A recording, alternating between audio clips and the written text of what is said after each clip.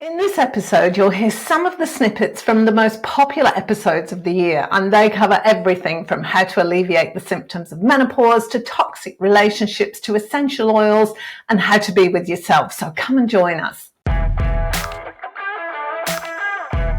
Hello, my name's Karen O'Connor, and you're listening to Menopause, Marriage and Motherhood, the podcast that looks at all aspects of women's lives, from hormones and health to relationships, finance and social justice issues. You can connect with me on social media at kareno.mmm. If you enjoy this podcast or podcasts in general, and you've been wondering whether you should start your own podcast, head on over to speakuppodcasting.com to find out just how easy and cheap it is to start podcasting. Now let's get right into it. It's always amazing to look back at the guests that I've had on the podcast in a year, and it covers so many topics, from menopause, how to manage your hormones in menopause, to the impacts of menopause that you didn't know were there, osteoporosis, for example, to relationships, getting back onto the dating scene after you've split up in your 50s, all of those kind of things, and a lot of personal development stuff as well. Here are snippets from some of the most popular episodes with guests. Next week, I'll be taking a look back at my own year and to see how far I've come and the things that have happened, and also to update you a little bit. So make sure you come back for that one. We're going to start this week with an episode from the start of the year with an aromatherapist called Amy Anthony. I've always found aromatherapy really interesting, but she shared a few things that shocked me to the core. Here we go. This is Amy. For women going through menopause, what difference can aromatherapy make? What oils and things? Because I know lavender can help you sleep and blah, blah, blah. But yeah. So there's a greatest hits selection of plants we can go to. But that's what I call them. It's just my way of speaking. But, this individual, because there's a spillover when you can't sleep, you're having a crappy day, and that crappy day makes you have a worse night. But hands down, it doesn't work for everybody. And please get your hormone levels checked, because if you have estrogen dependent issues, you might not turn to some oils, but some oils that are known to promote estrogen, quote, balance and be pro-estrogen, not saying they are estrogen, but fennel also promotes breast milk production. When you're at a stage in life where you are breastfeeding, fennel's helpful for that. I'm trying to think. Peppermint's known to dry up breast milk, but clary sage is a woman's friend, pro-estrogen, I'll say. I need to use different language. I can't sound medical, but I hope I'm coming across. It can help balance the hormones. Geranium is nice overall as a balancer of mood, and even it's nice on skin. You can also, start to get drier as we age, men and women. Rose is moistening. Constitutionally, rose water is very nice. Let me just think. Vitex. It's also called chasteberry, is known to be progesterone helpful. So one thing I do, I've had great success from a one-on-one basis. I distill for hydrosols, so floral, the water part you get from distillation. I've done a 50-50 hydrosol mix of clary sage and vitex berry from my garden. And it helps women with hot flashes, because we always have to look at estrogen and progesterone. And Vitex is shown in a lot of herbals, a lot of wisdom out there about working with Vitex for progesterone balancing or helping. Who else? I don't have all my oils here. I have them at a different location. I was just giving some key ones there, like the clary sage, fennel. One I need to look into more, cypress, Cupressa sempervirens, the beloved cypress, Van Gogh and his paintings. There's some evidence in some aromatherapy books that cypress is helpful to the ovaries, but that's an interesting one. I would like to see more research on, because I've only seen it in a couple books. But who does the research? A lot of really cool people. Well, I did mention, so if you go to like PubMed and stuff, you'll find scholarly research. Earlier, I mentioned countries like India is doing the research. They're doing the academic stuff. Egypt, that whole part of the world, Latin America, there's scholars doing this research. And then you'll have some aromatherapists that go in and might get involved in that research, or they'll find it and what's the word? File it together and put it together. Compile it. But yeah. Thank you. I've had a crazy day, or I'm like, cake, timing's off. Must bake a cake. Compiling research and coming up with some good reference books. But I think I shared some good oils there as a starter for people to look for. And do you apply those to the skin? Do you inhale them? Should you actually ingest essential oils? So I'm a fan for inhalation. So the client that I made stuff for, because this is just fresh on the top of mind, I made an aromatic spritzer with the base of my hydrosols and essential oils in at, I think I did a 2% dilution. So of that volume, 2% of that's essential oil. That's all you need. And I made her a face oil because we talked about she really wanted a face oil. So I think I did that at 1.5%. So I did topical, but also I told her spray her hair so it gets to be inhalation.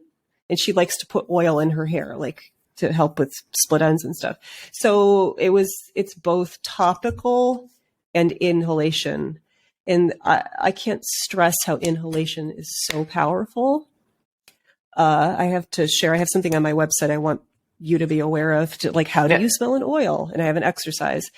But internal use has its place under someone who can make a product for you, like capsules, or I have made suppositories, but it is like I make something for you and it's done for a week, 2 weeks. You know, it's very interesting. It must be diluted. It must be portioned properly. It's not daily use for whatever. Go and eat real food. Don't take lemon oil every day. There's no benefit to that. You can actually hurt your mucosa because it's so concentrated, you know.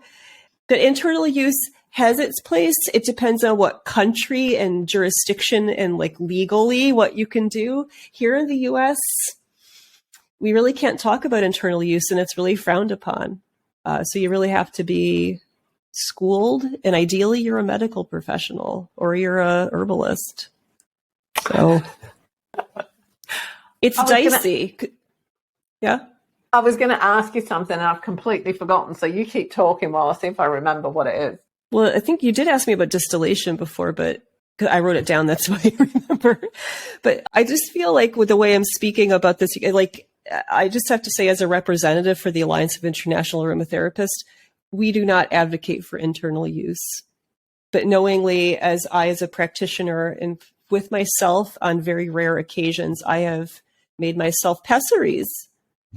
I was working with, I'll be really honest, I had a hysterectomy just a few weeks ago. And I had a very, very problematic fibroid.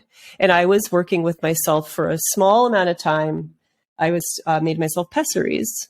By the way, I found, because essential oils work on our mood as well, on our neurotransmitters, the stuff I had in there, I had geranium, Pelargonium graveolens, is balancing to mood. I found myself it's always after about 3 days, I found myself like, oh yeah, I feel this is okay. And I'm sharing that because I'm really honest and share too much information, but geranium could have that effect. You could put it in a roller ball, apply once a day or twice a day, or you can smell it once or twice a day for like 2 minutes, 3 minutes. And if you do that daily for like 2 to 3 days, you might find you're like, oh, the edge is off. And that's what essential oils do. They take the edge off of things. They kind of try to bring you back to that. I don't like the word homeostasis or allostasis. I want to bring you back to where you are just like, yeah, I'm me. This is good. The next episode is about menopause. One of the things that we tend to do. If something doesn't feel right or it's bothering us, we tend to want a quick fix.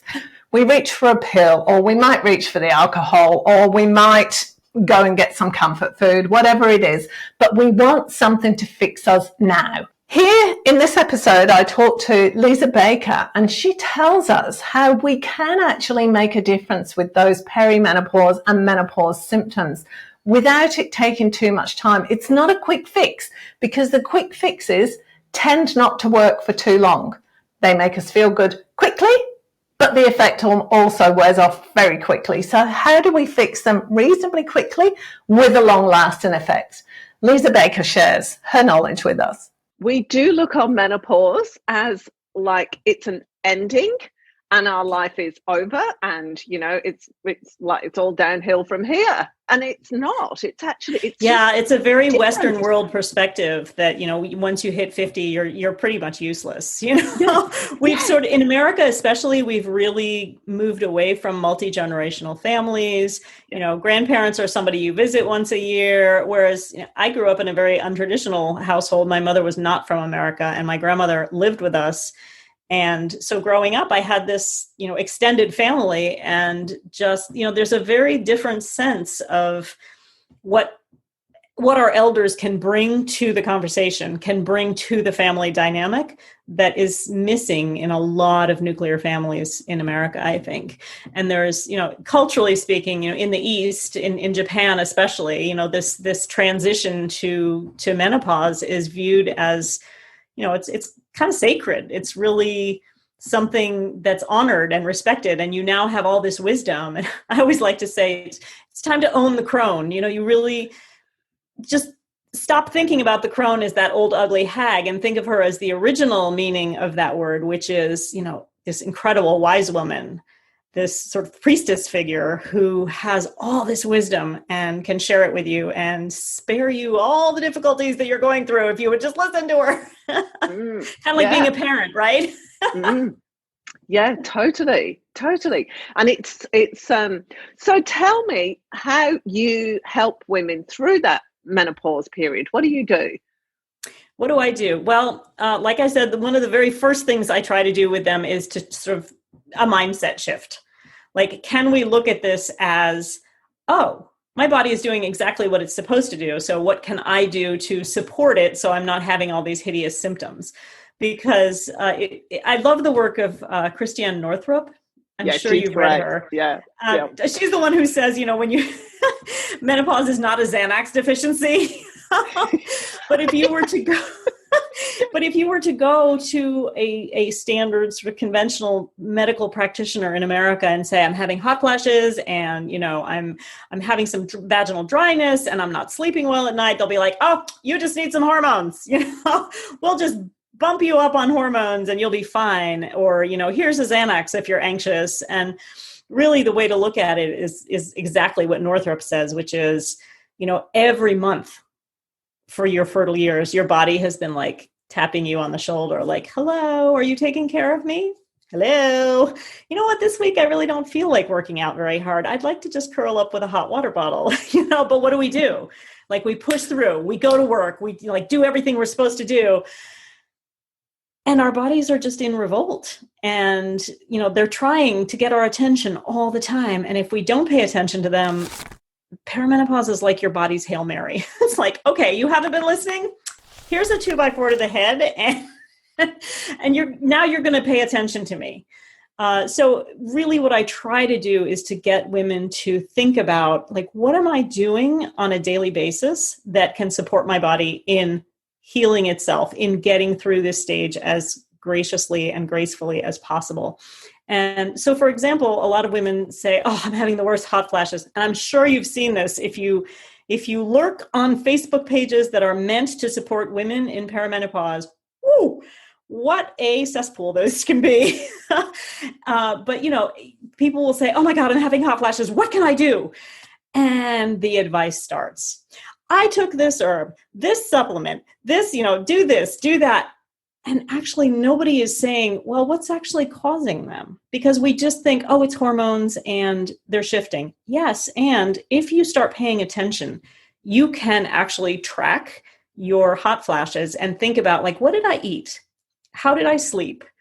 Was I exercising before this happened? Because I guarantee you, if you do that, you'll be like, oh, every time I eat something sugary, I have a hot flash. Every time I have a drink, I have a hot flash. And so then the beauty of that becomes, like, sometimes you still want that glass of wine, but at least you have some agency over it. Like, if you know that alcohol causes a hot flash in you, and it's different for everybody, but I'm just naming the really most common ones are alcohol, caffeine, sugar, and stress. So those four, let's just work with those. So if you know that wine is going to give you a hot flash, then you can decide, like, well, is it worth it? Because sometimes it is. Sometimes you're like, yeah, I'll have that glass of wine and I'll suffer the consequences. But that's what it's all about, really, is sort of reclaiming that agency over your body and over your health and over your choices. Because very often we feel very disempowered about what's going on with me, and tell me what to do. I'll do anything if you could just make this go away. This year has been, shall we say, a big learning experience for me. And one of the good things about this year is this conversation that I had at the start of the year with Gaj Ravichandra. Gaj is a psychologist, and the conversation we had here was about learning how to be with ourselves, how to sit with ourselves, with our thoughts, and recognize them for what they are, just thoughts. It's not the truth, it's not anything else, but also teaching ourselves how to have the ability as to which thoughts we act on and which thoughts we don't. In this conversation, Gaj explains how fear drives us and how we are all broken. So interesting. I love what you just said, that the universe sort of lives through you, right? And this is something that, I'm a massive believer in, that nowhere in the history of mankind has there ever been a Karen like you, right? Or a person like you. There will never be a person like you who has had the combination of your thoughts, your feelings, your behavior, your ancestral inheritance, all these wonderful things, right? We take the good and the bad, right, with any of these things and try and make sense of it for ourselves. But the fact that you are so unique, the fact that you have brought this immense and complex combination of things together means that we need to see this, right? And we need to see it. And I think where we don't want to express ourselves clearly comes from insecurity or fear, right? And so if we manage that, the uncertainty, right, of, are people going to accept me for who I am? Are they going to be able to understand who I am?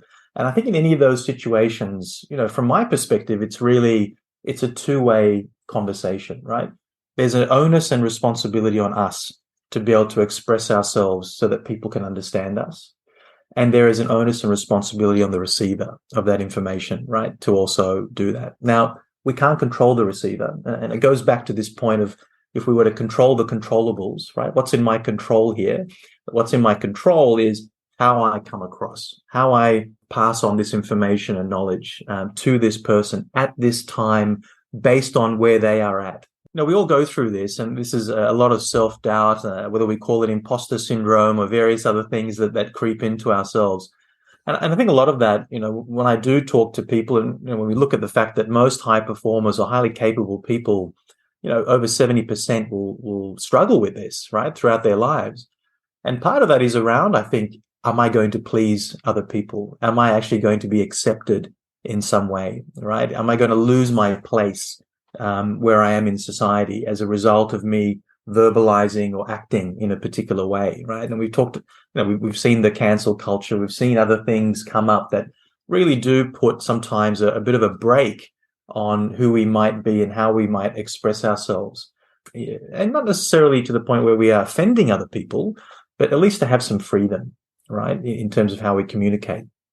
And so I think it's really interesting when we go through this, because for me, it's also about reconnecting with, who we are, from a genuine perspective, right? If I'm going to be consistent in my behavior, I'm more than likely going to be more truer to myself.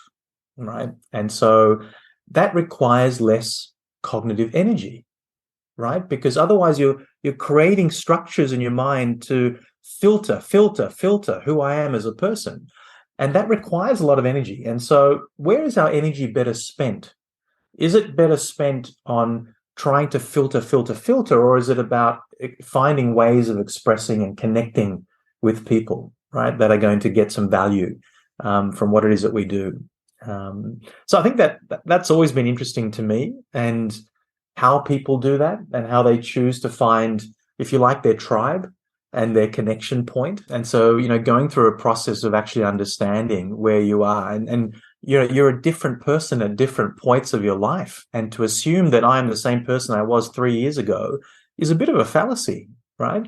And so, we need to work through this constant way of looking at how we interact with people, what gives us happiness and enjoyment and fulfillment.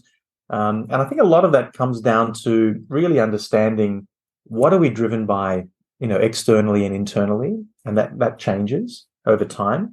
Our values, what is important to us, that's, less likely to change over time. Sometimes the priority of the things that we value might shift, obviously, depending on where we are in our lives.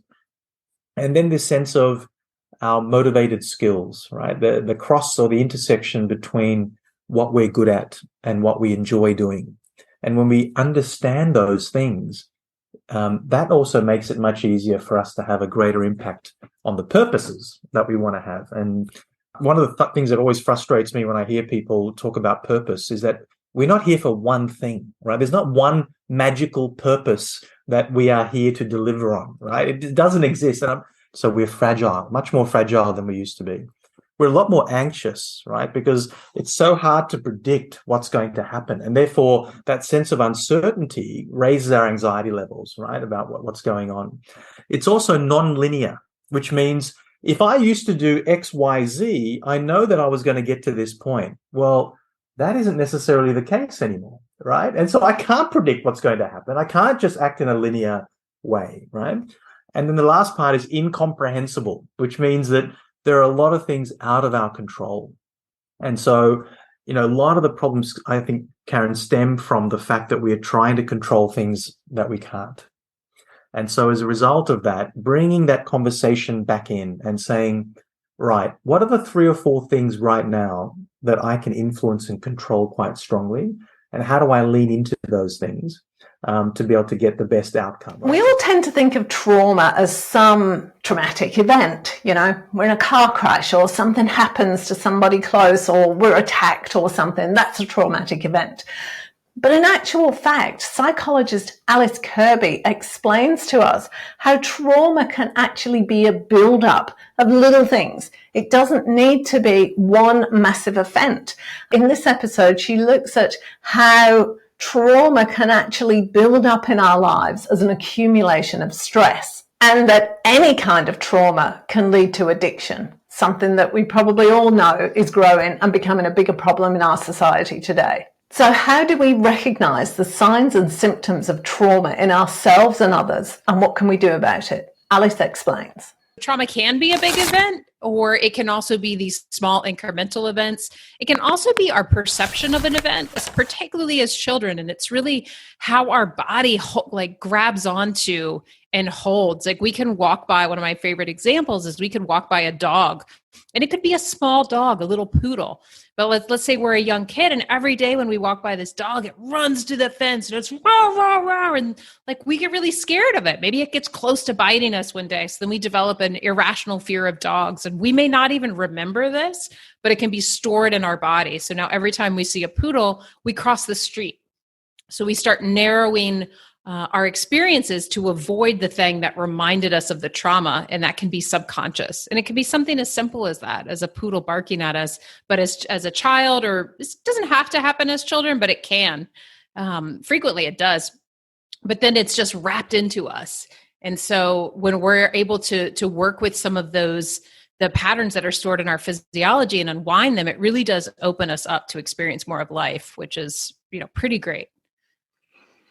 So, and the somatic, what's a somatic, what was it, experience? Somatic. Sure. So it's called somatic experiencing. And it's a particular type of trauma work. Somatic means of the body. So there are certainly, you'll hear somatic used in many other, terms or places around, because it just means of the body. But somatic experiencing is a particular methodology to work with trauma in this way, and it was developed by Dr. Peter Levine. He's a pretty big name in the trauma industry. He's written quite a few books, and he's pretty well known. You could Google him if anyone's interested in learning a little bit more about his work. But he developed this system of somatic experiencing, and it works with trauma in the way that I'm describing, where the imprint of the trauma is stored in the body. And so that we don't necessarily have to go back to the conscious memory, we can work with that imprint that's in the body and begin to unwind it and to bring the nervous system back to a place of like full, I was going to say full expression. I don't know if that's the most appropriate way to say that, but I think it does get the point across. It allows us again to come back into our body and occupy it fully versus reliving out these patterns that get stored or stuck in the physiology. Those things happen. It's really good to like stop, pull over, take 5 minutes, like let the stress actually leave your body. You'll see with animals in the wild, after the deer's running from the tiger or what have you, when they get away, they'll do like a little twitching or a little discharge, and it just happens naturally, but it's actually allowing some of the stress chemicals and that trauma or that chronic stress that can get stored, it allows it to leave. So, taking some time to let that happen, whether it's right after the incident, or this is part of what this work does too, is if you work with someone around things like that, then you can kind of revisit where that happened and let it go, like through your body, through just working with the nervous system, like let that stuff discharge. It's so important, because I think we say let it go a lot, but it's like, well, what, like, how do we do that? So it's good to have some guidelines for what that is. And it's also good for, if as I'm talking about this, or, you've got a client talking about it, you can go, okay, stop. Yep. Do you see what you're doing? Okay, let's just like shimmy that one out and, shake it out, do whatever, or, just break the pattern. Is that what you'd say? Sorry, I'm just putting words in. It's because I want to shimmy it out. Yeah. Well, you definitely can. And usually I don't direct, because I want the system to do, I want to track the system. And so usually I don't tell people to like shake or move in that thing, like if we're tracking a pattern like that, but I will ask them to observe what's happening. And then we sort of like track and follow it and see what happens within the system, versus me like trying to interrupt a system of like a system-wide pattern if it's in the middle. Because I want it to sort of go through what it needs to go through to completion. And then that loop gets done and it's out of the body. I don't know if that makes sense in this realm, but it's more about like tracking and seeing what's there versus trying to override it. Yep, I understand. In a case like that, if we're talking about, I want to do like a pattern interruption, that's a little bit different. Like less, like we just talked about with, if we're sitting still for so long, then let's get up and move. But if I'm working with someone around an accident or something like that, I would try to just more watch what's happening and kind of guide them to track that. Interestingly, 2 of the most popular episodes of this year have been about toxic relationships, how to deal with them and how to spot them. The first of these was with psychologist Romy Kunitz, who takes a look at why some of us keep finding ourselves in the same kind of relationships over and over again. We keep repeating those negative patterns.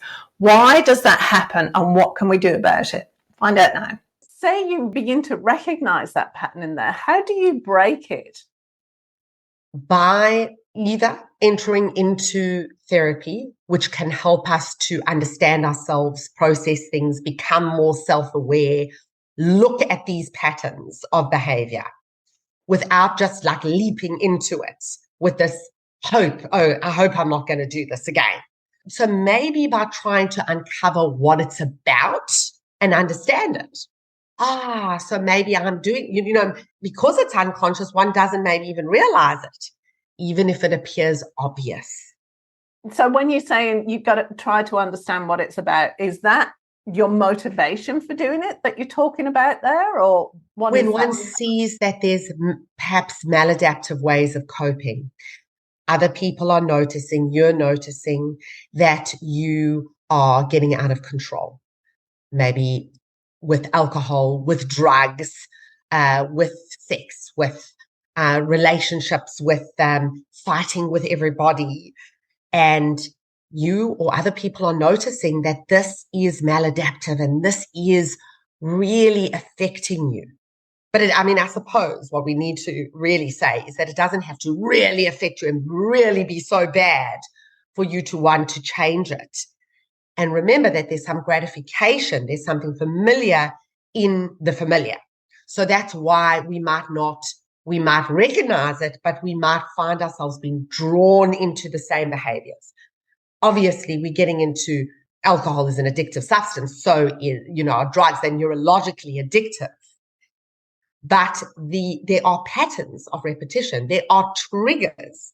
And most of what we're saying is that those triggers are often, it's often unconscious to us, but there's times when it's conscious.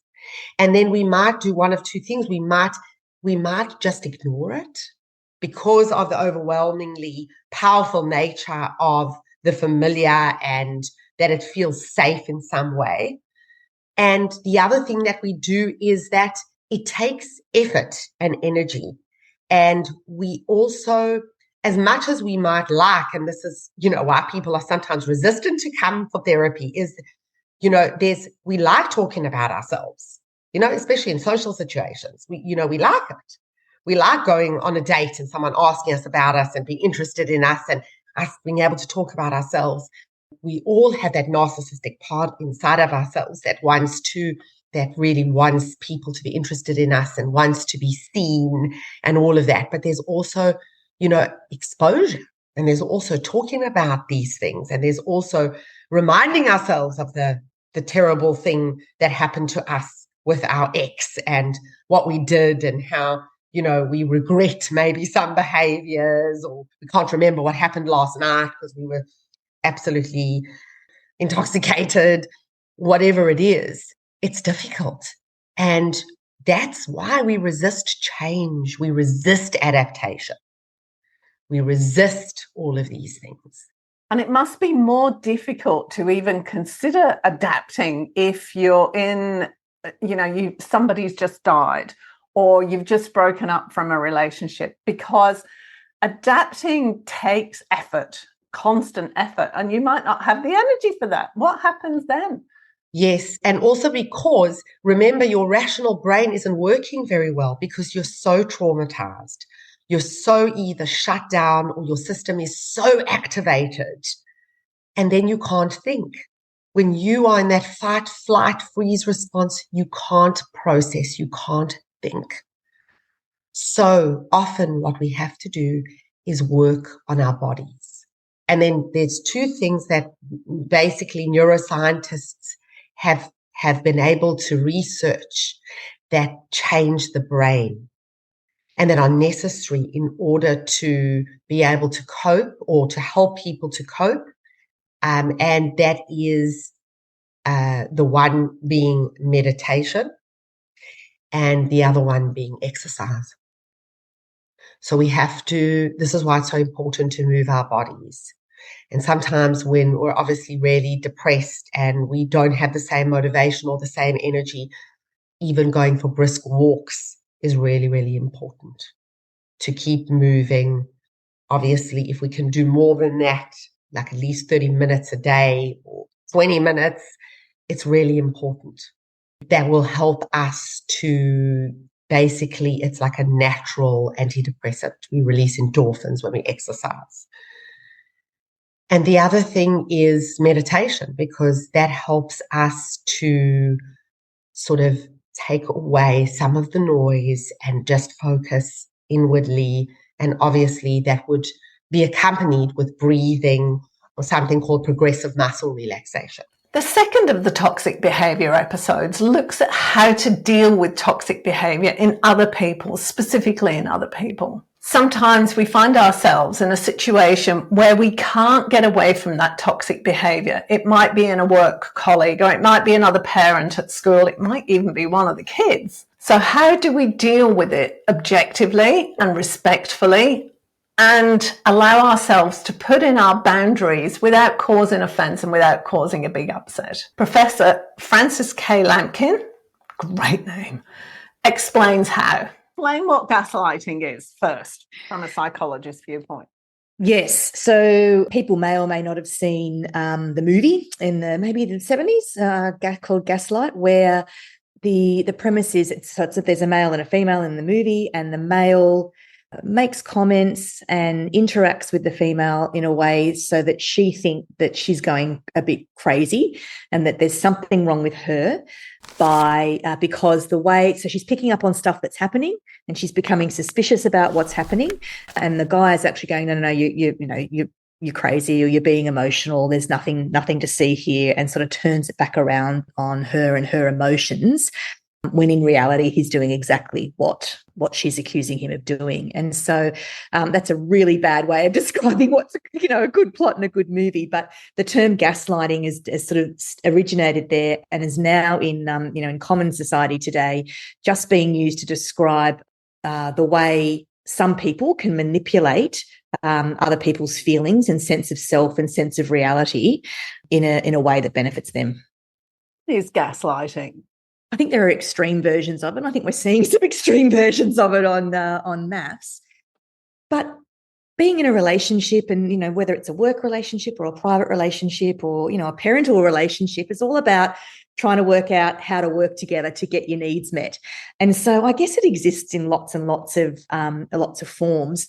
And I wouldn't necessarily say that it's really in its extreme form that it's really problematic, in that if it's making the other person feel like they are unworthy, that there's something wrong with them, that they are invalidated in expressing their thoughts and feelings and asking questions, and that they're being somewhat persecuted by the other person for doing so, that's when it's really awful. Like, it's just that, and I think that's the gaslighting that we're talking about. I'm not saying any form of gaslighting is fine, but there are other things that are called gaslighting that probably aren't, which are, just trying to get our needs met in an open and objective way, like we might be trying to parent our kids in a certain way. So I think there's it's that extreme end of the spectrum that's called gaslighting, and there are lots and lots of ways in which we use relationships and interactions to get our needs met. Well, I hope you enjoyed that compilation of some of the most downloaded episodes of the year. If you have a favourite episode, I'd love for you to let me know. Drop me a line or DM me on social media. That's probably the easiest thing. I'd love to hear from you. In the meantime, I hope you're having a wonderful Christmas. If you enjoyed this episode, be sure to subscribe and rate and review this podcast and share it with your friends. And don't forget, if you've been thinking how great it would be to have your own podcast so that you can interview guests and speak to people about the topics that you're interested in personally, head on over to speakuppodcasting.com to find out just how easy and cheap it is for you to start podcasting. There's a download on how to start a podcast for free waiting there for you. Thank you so much for listening. I'll see you next time.